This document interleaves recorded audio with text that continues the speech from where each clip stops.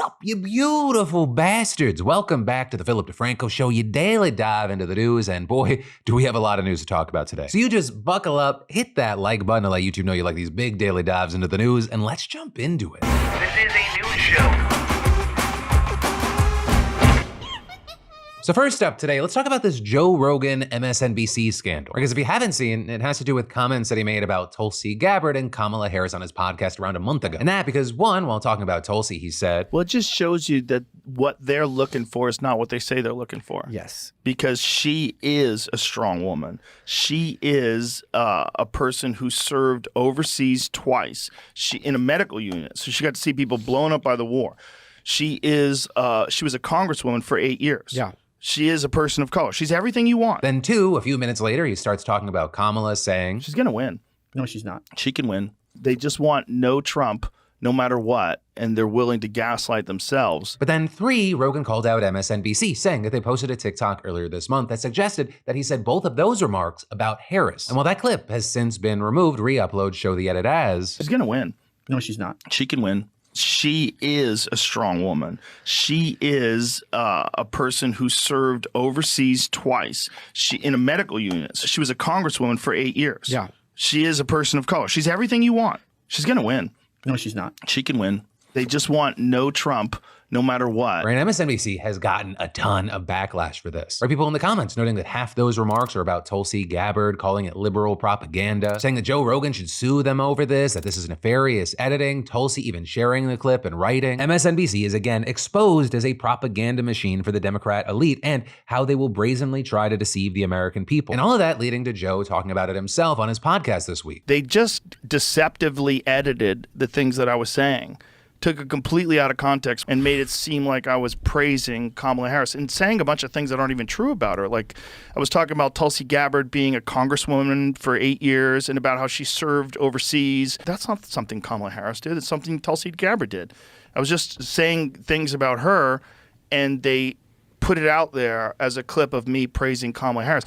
But they don't care about the truth. They just want a narrative to get out there amongst enough people. Now there, he also added that despite rumors that have been making the rounds online, he's not going to be suing MSNBC over this incident. And as far as that clip, it's been removed, and MSNBC ended up uploading a new video with a correction saying, "We have removed an earlier version of this post that incorrectly implied Joe Rogan was talking more about Vice President Kamala Harris. He was referring to Tulsi Gabbard." And in the new upload, they only included the quotes that were about Harris. But, with all this, I gotta ask you, what are your thoughts here? Well, I think no matter what, this is a very bad look. Are you in the camp that this is nefarious editing, the intent is to mislead people, or do you think it was laziness and just bad work? And I ask that while also understanding, regardless of what your opinion there is, the impact is the same. And then, so the social media industry as a whole may finally be getting the reckoning that grieving parents have been seeking for years, right? With this specific story starting on December 7th, 2021 in a home in Philadelphia, because that is when a mother found her 10-year-old daughter, Nyla Anderson, unconscious in her bedroom. So she rushes this little girl to the hospital, but sadly, it's too late, with Nyla dying in the intensive care unit 5 days later, with her mom telling CBS News, "She was my butterfly.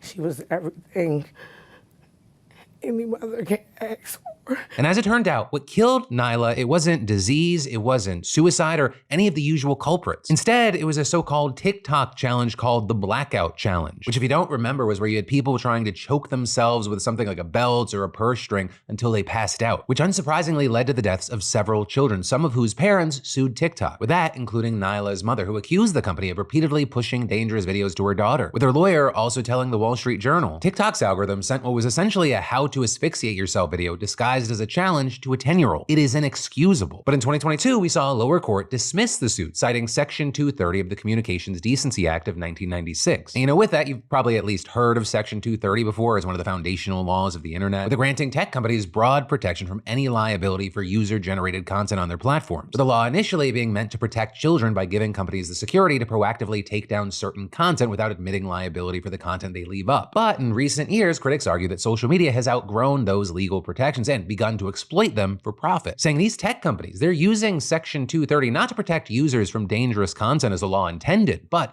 to protect themselves from liability for actually promoting that content. And now, apparently the courts are starting to agree, with us seeing the Third U.S. Circuit Court of Appeals taking up Nyla Anderson's mother's case and rejecting the Section 230 defense, arguing that by recommending blackout challenge videos on Nyla's For You page, TikTok exercised editorial judgment. And writing there, had Nyla viewed a blackout challenge video through TikTok's search function rather than seeing it because the site was suggesting it, then TikTok may be viewed more like a repository of third-party content than an affirmative promoter of such content. But of course, she didn't, so they're saying Section 230 doesn't apply. Now with this, the judge who wrote the decision acknowledged that this is a departure from previous rulings by the Third Circuit Court and other courts, but then arguing there that the reasoning underlying those rulings, it no longer works because of the Supreme Court decision last month. Because there, the High Court heard arguments over Republican-backed laws in Texas and Florida restricting which content social media companies can block, with the majority opinion stating that a platform's algorithm reflects editorial judgments about compiling the third-party speech it wants in the way it wants. So in other words, according to this Third Circuit judge's interpretation, when a platform actively curates content through an algorithm, that is the same as the platform creating the content itself. And so now the lower court has to reconsider whether TikTok is liable for Nyla's death, and this time without giving broad immunity under Section 230. And so with all this, we'll have to see, one, how this specific case turns out, but also two, whether it opens the floodgates for more lawsuits, not just against TikTok, but all other big social media companies. And then in legal drama news, Nina Agdal has taken another influencer to court. Right, Nina, if you don't know, she's a model. She's also Logan Paul's fiance. And this morning you had TMZ reporting that she is suing an influencer by the name of Hassan Hader for defamation, alleging that he falsely claimed the two slept together. Right, and per TMZ, he made those claims online between August and September of 2023, saying that he slept with Nina in a bathroom after waving a bag of cocaine at her, right, essentially suggesting that she traded sex for drugs. But Nina, she claims that this story is not true and accused him of kind of hopping on an online harassment train against her to boost his social profile, right, because he allegedly told this story at the same time Nina sued Dylan Dennis and filed a restraining order against him over his constant online trolling of her, which if you don't remember ahead of Dylan's fight against Logan, Dylan really took smack talking to another level by constantly posting photos of Nina with other men and suggesting she slept with a lot of them. Also repeatedly saying he had a nuclear bomb photo of her that he could release. With that whole situation just becoming this whole other monster, some even saying that it overshadowed the boxing event itself. But the main thing as it relates to this update is you have Nina saying that Hader jumped on this to get attention from it. And so with this, you have TMZ reporting that she's seeking unspecified damages, so we'll have to see if anything comes from that case. And then, how do you handle critics? Do you debate them? Do you ignore them? Or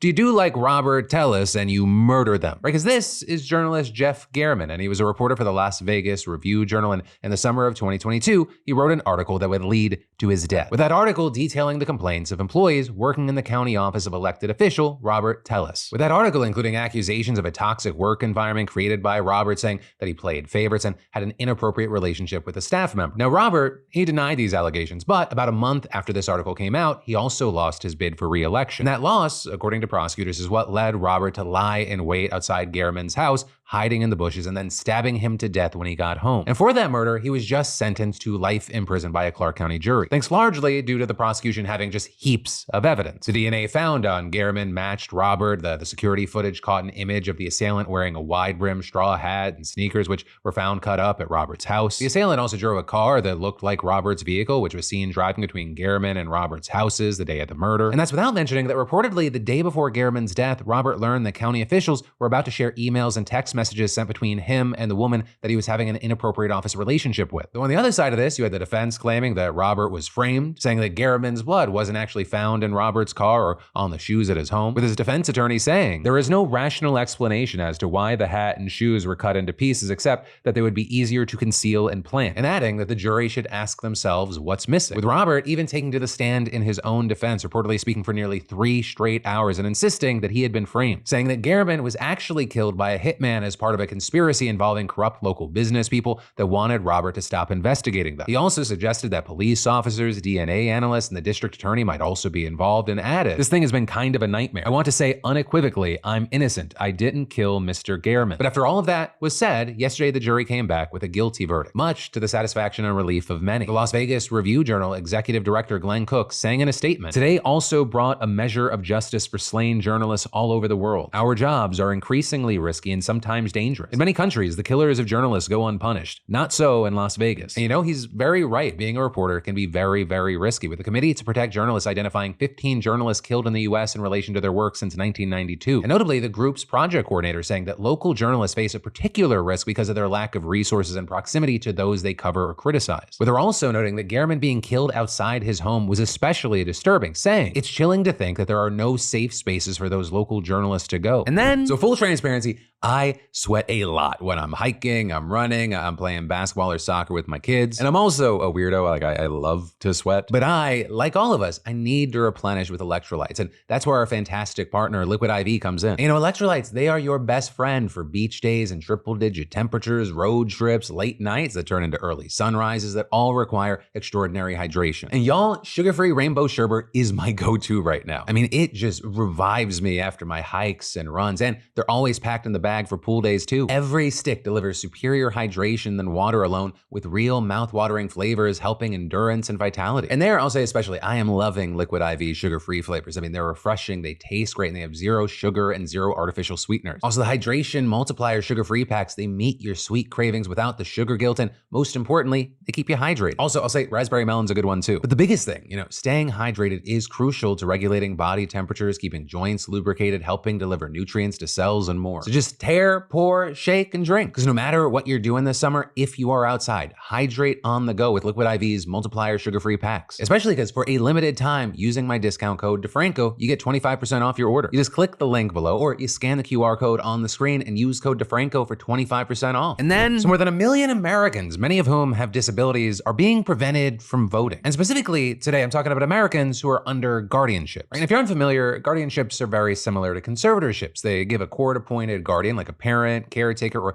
even a public defender, the ability to make decisions over another person. And sometimes the decisions made by guardians, they're limited to certain things like finances or health. But in other cases, those decisions cover basically every single part of the person's life. While some of the people under guardianships are older folks who can't manage their affairs anymore, many of them are also younger people, with that including some with intellectual or developmental disabilities. Now, as far as how many people are actually under these kinds of agreements, it's really hard to say because there's a serious lack of transparency around them. But we know things like back in 2018, the National Council on Disability estimated that around 1.3 million Americans were under guardianship agreements, though the actual number is likely a good deal higher because that was 6 years ago, and multiple studies have indicated that the number of people under guardianships has been growing rapidly. In fact, more than tripling over the last 3 decades. And disability rights advocates have long said that people under these legal agreements can sometimes be denied basic rights, which of course was a big point of discussion when these agreements got a ton of attention and scrutiny thanks to Britney Spears' high-profile battle to end her conservatorship back in 2021. While that spotlight was obviously very important, there hasn't been as much discussion about another very fundamental American right that many of these people are denied: the right to vote. Because the majority of states restrict the voting rights of folks under these kinds of agreements in some way, with more than 24 states having restrictions that differ depending on the type of guardianship or level of disability, with most requiring a judge to determine the right to vote on a case-by-case basis. And 7 states literally ban people under guardianships from voting at all, with those being Louisiana, Missouri, South Carolina, Tennessee, Utah, Virginia, and West Virginia, with many of these state laws being decades or even centuries old and using outdated and offensive terms. Beyond that, plenty also operate under the assumption that everyone under guardianship is mentally incompetent, which we know is not true at all. So as a result, you have many experts and advocates arguing that these blanket rules effectively hold people with disabilities to a higher standard than other American voters. With, for example, Michelle Bishop, who works on voting accessibility issues for the National Disability Rights Network, explaining they somehow have to prove that they understand how our government works, what elections mean, and they have to have a good reason for voting who they want to vote for. There are a lot of non-disabled Americans who can't do any of that. And it appears the Biden administration agrees with that, right? Because just this past April, the Justice Department said that these sweeping policies are unconstitutional and illegal under federal civil rights laws, with the agency issuing guidance to state officials making it clear that they can't deny anyone the right to vote just because of a guardianship agreement. And adding, it's also illegal to determine if people with mental disabilities are allowed to vote by using competency tests, which advocates have compared to the literacy tests used to disenfranchise Black people during Jim Crow. But despite the fact that the federal government has literally said that blanket bans and competency tests are illegal, you still have plenty of experts defending them. Like with, for example, Dr. Paul Applebaum, the director of the Division of Law Law, Ethics, and Psychiatry at Columbia University, who argued that a minimum competency standard is reasonable, saying my concern is more with the participation of people who may simply not really understand what it is that they're doing. Others have also argued that people with cognitive impairments could have their votes influenced by caretakers or cast fraudulently, though notably there appears to be zero evidence of any widespread problems. But also, regardless of the Biden administration's public stance on this matter, it's also done nothing to actually enforce the DOJ guidance, leaving many of these folks to largely fight for their own rights. So as a result, some people have actually gone to courts to try and get their voting abilities restored. Although a key thing there is that is a very long and difficult process. But this also is others have directly challenged state laws, and some have been successful. Like back in 2001, a federal judge overturned Maine's ban on voting rights for people under guardianships. And more recently, an Arizona court ruled earlier this year that the state can't automatically deny voting rights to folks under guardianships without first proving that they're incompetent. Though notably, that ruling didn't directly restore voting rights, but made it so each person has to request reinstatement on an individual basis. But while we wait to see if and when there's any movement either from the government or the courts, I gotta ask you, what do you think? And then we definitely need to talk about this controversial bill coming out of California, because California lawmakers just overwhelmingly passed a new bill that would put serious regulations on AI development. When I say this passed overwhelmingly, just 9 senators voted against it today. And before, when it was at the House, only another 9 opposed it there. And so really, the real pressure here is on Governor Gavin Newsom, who's getting calls to both sign and veto the bill. And there, what we're seeing are AI industry leaders unsurprisingly opposing the bill because of the new rules they would implement. Things like testing the safety of their systems before implementing them. It also has a ton of new penalties for companies and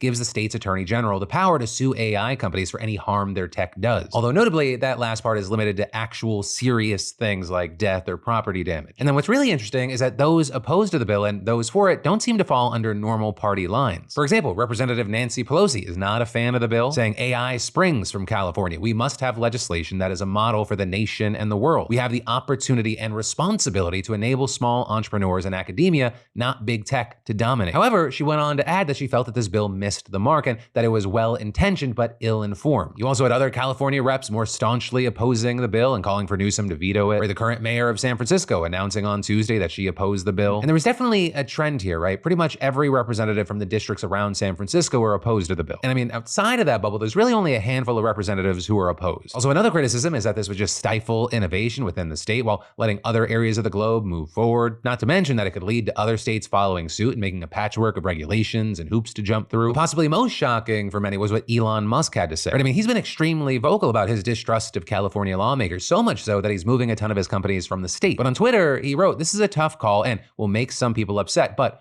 all things considered, I think California should probably pass the SB 1047 AI safety bill. For over 20 years, I have been an advocate for AI regulation, just as we regulate any product/technology that is a potential risk to the public." Though there, you have some saying this might not be completely out of concern for the industry, with some outlets, for example, pointing out that Musk has long called for AI regulation while also trying to catch up to them and developing AIs with far fewer safeguards than their competitors. Also with all this, you had California Senator Scott Wiener, who authored the bill, pushing back against the idea that this would stifle innovation and saying in a statement before the voting, "I reject the false claim that in order to innovate, we must leave safety solely in the hands of technology companies and venture capitalists." He also addressed the idea that this could lead to a patchwork of confusing regulations across states and that he was fine with a federal law that preempted California's. And again, this is the bill has seen some massive changes from when it was first introduced, right? Because you have AI companies making it seem like it would be the death of innovation by holding them accountable if they royally fuck things up. But I mean, the previous versions of the bill, they were way harsher. Like for example, the criminal penalties for messing up were removed from the bill. Now you only have civil ones. The power of the AG to go after companies, that was also gutted. They can now only go after AI companies after harm has occurred, even if they're doing things that otherwise go against the rules. It also shifted some of the legal standards so that developers no longer provide a reasonable assurance of safety, with it now being reasonable care, which may seem like the same thing to non-lawyers, but it apparently is an important distinction and far lower bar. With that said, not all of the changes were in favor of big tech. One important one, for example, was that if you are a developer working on open source stuff and you spend less than $10 million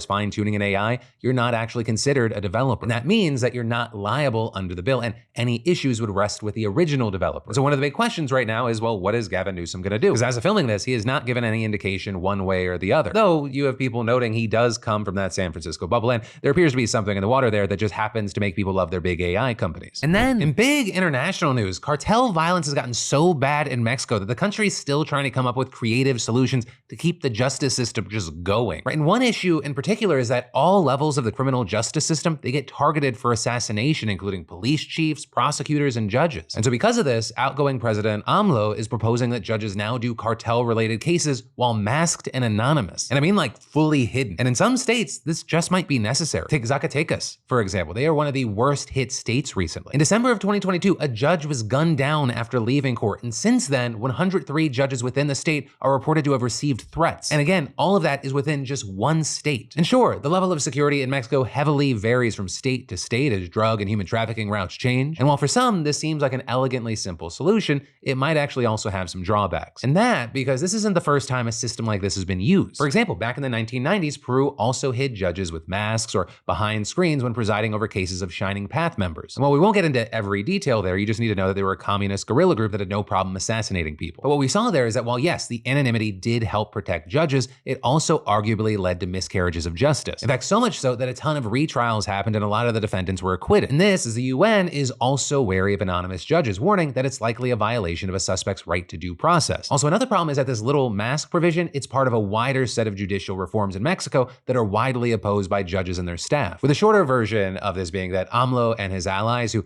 easily have enough votes in Congress to force this through, they want to replace all judges by 2027 via popular votes. With the argument being that this will ensure that judges are less corrupt and fix a backlog of cases that makes the Mexican legal system one of the slowest out there. But you also have critics saying this is just going to cause complete chaos in the legal system. Right? People with minimal experience, they could get elected. It guts the checks and balances that an independent judicial branch gives, and it doesn't actually address the backlog issue. And that's without mentioning, the potential constitutional crisis. I mean, this is so controversial that pretty much all Mexican judges are on strike right now and they're refusing to process cases. And so while obviously we're going to keep our eyes on this to see what happens next, I got to pass the question off to you. What do you think about a masked and otherwise anonymous judge? Do you think the chaos and the danger of the situation there, it justifies it, or no, this is a slippery slope, or it's just a jump off of a cliff? What are you thinking and why? And then you're struggling to turn your brain off once your head hits the pillow, tossing, turning, waking up multiple times throughout the night. It is a real thing for a lot of people. But also, I'll say, listen up, because the sponsor of the PDS, Beam Dream, is made with the highest quality sleep promoting ingredients to help you and me unwind from busy days and get the deep sleep that we need and deserve. I've been using Dream for years now, and I am sleeping better. And a very important note, it does not make me feel groggy in the morning. I wake up feeling refreshed and ready to take on the day. Plus, there's no added sugar, and it's only 15 calories with a lot of delicious flavors to choose from, like peanut butter, their original flavor, cinnamon cocoa, which I still love, and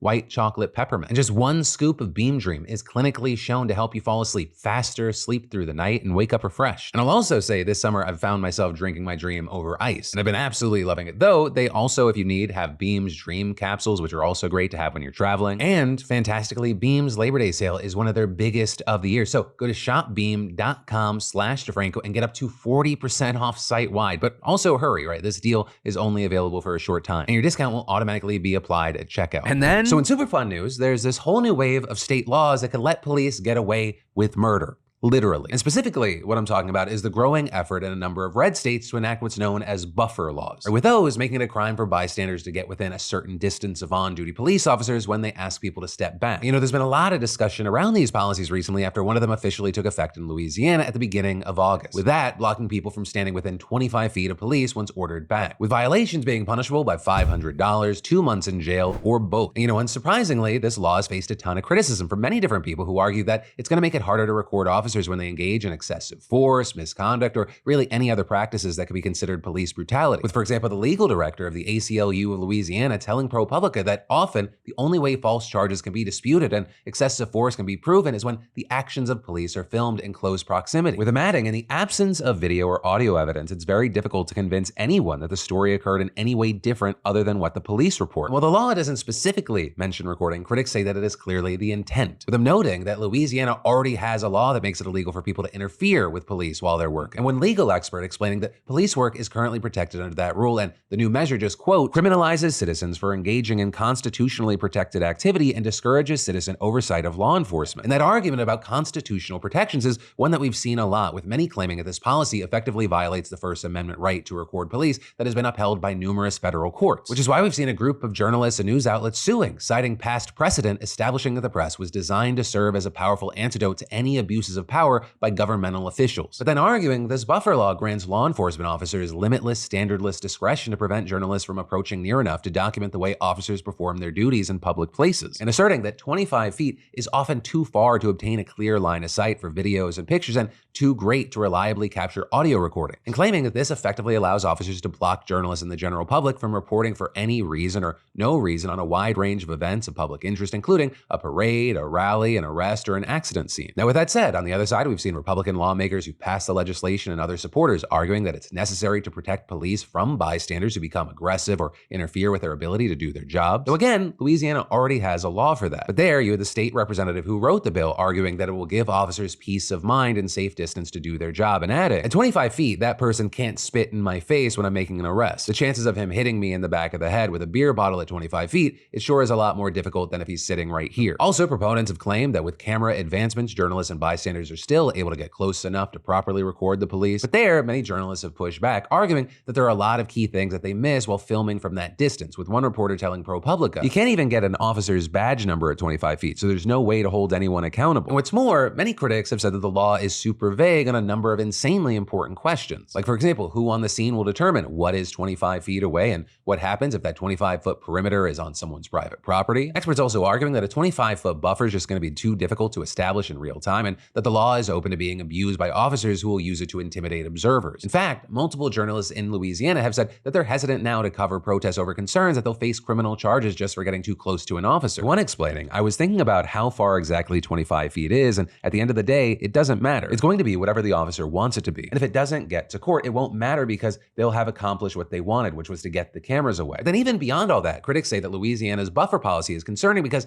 there are multiple recent examples in the state where recordings from journalists in close proximity to police have shown the use of excessive force. Like in 2016, for example, when demonstrators took to the streets of Baton Rouge to protest the police killing of Alton Sterling. And there you had law enforcement officials armed with rifles and body armor responding with force, pushing demonstrators back and forcibly arresting around 200 people, including some who were injured. And afterward, a group of protesters and two journalists sued, accusing the police of violating their constitutional rights when arresting them. And there we saw the city eventually settling the suit and agreeing to pay $1.17 million. And a key thing there is that the lawyer for the plaintiffs told ProPublica that pictures and videos taken by witnesses and journalists were essential in contradicting the police argument that the protesters had been the aggressors. And the two journalists who were arrested said that they would not have been able to take photos that were used to debunk the officers' version of events under this new buffer law. And, they also said that Louisiana law enforcement officials have a history of targeting journalists who record acts of excessive force, with them claiming that they were arrested specifically because they had been taking pictures of protesters being slammed to the ground, dragged across pavement, and zip tied. Additionally, you have other examples like video being recorded by bystanders being critical in a lawsuit against two sheriff's deputies who arrested a black woman outside of New Orleans in 2020, with the officers there reportedly seeing the woman riding a motorcycle without a helmet, which she denied and confronted her. The conversation getting heated and the woman accusing the officers of harassing her because she was black. So she called her 14-year-old son and 15-year-old nephew to come outside and record what was going on, which they did. And when the deputies told them to go back to the porch more than 25 feet away, they refused. And as one of the deputies forced the woman to the ground, the other shoved her son, blocked his view, and pointed a taser at him, with the teen allegedly saying, "You can't tase a child," to which the officer responded, "Watch me." And because this got documented on video, this past May, a jury found that the officer had intentionally inflicted emotional distress on the 14-year-old and ordered the local sheriff's office to pay $185,000. Right? And in addition to those examples, many have also raised concerns about the buffer law taking effect in Louisiana, where multiple police forces have a super sketchy track record. The New Orleans Police Department has been under federal oversight since 2013 because of widespread abuses like excessive use of force and racial discrimination. And the state police, they're currently under DOJ investigation after the Associated Press discovered over a dozen incidents in the last decade where troopers beat black men and then tried to cover up their actions. But of course, this also goes way beyond Louisiana, right? Because recordings or photos taken in close proximity have played a key role in numerous high-profile police brutality cases all over America. With, of course, one of the most infamous in recent years being the murder of George Floyd by Officer Derek Chauvin. With that video, which was recorded by a 17-year-old girl who stood a few feet away, proving essential in convicting Chauvin. And very significantly here, police buffer laws didn't even exist at all before Floyd's death, with experts saying the proliferation of these measures in the last few years is a direct result from lawmakers trying to claw back ground that they feel they lost. Right? And as I mentioned earlier, Louisiana is not the first. This is part of a growing trend. It's actually the fourth state to enact some kind of buffer law. In fact, in 2022, Arizona became the first state to implement one of these policies after the then Republican governor signed a measure that explicitly banned people from filming police within 8 feet. But notably, because the right to film police has been established in the courts, Arizona's policy was struck down by a federal judge after a group of media outlets sued. So what happened after that is the buffer laws evolved to become more vague so as not to target that specific right to film. With Indiana, which was the next state to pass a similar law law, as well as Florida and now Louisiana, all implementing legislation that doesn't mention filming, but requires just people to stay at least 25 feet from police. And so now it seems that at least one of those laws has been able to withstand legal tests. Because last year, a journalist in Indiana filed a lawsuit after being pushed 25 feet from a crime scene, arguing that the move made it impossible for him to observe the incident and it violated his First Amendment right to record the police. But there, a federal judge dismissed that suit earlier this year, arguing that 25 feet is a short distance and that any effect on speech is minimal and incidental only. Though notably, that decision has been appealed and another suit has been filed against Indiana's law. But still, you have experts saying that if those suits, the Louisiana case, or any future constitutional challenges are upheld, we'll see more states enacting similar policies. So clearly, the stakes here are super high, not only for police accountability, but for the protection of essential free speech rights. And so for now, we'll have to keep an eye on the situation. But in the meantime, I'd love to hear from you. What are your thoughts on this situation? But that, my friends, is the end of your Thursday evening, Friday morning dive into the news. That said, I know we're going into a holiday weekend, but do not worry. I will be here to inform and or ruin your day